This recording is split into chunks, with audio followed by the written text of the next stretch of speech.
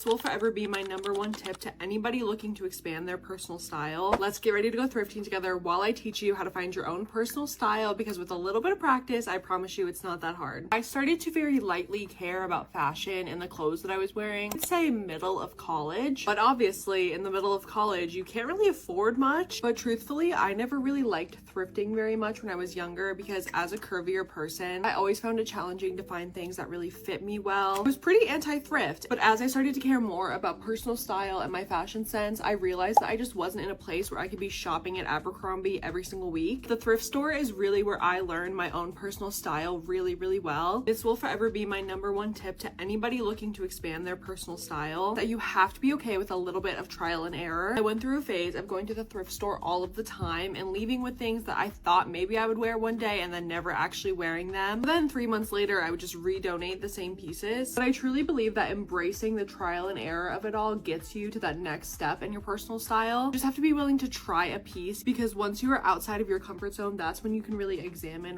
what you want your personal style to be. Because I promise, once you give yourself the freedom to try things that you've never tried before, even if they end up being such a huge failure, at least you gave yourself the permission to try them. In that in-between of the trial and error is where you find what path you're supposed to be on. This applies to literally everything, but especially with trying to find your personal style. You're never gonna know what works for you and what doesn't if you don't try those things. Now go be hot and happy shopping. Love you.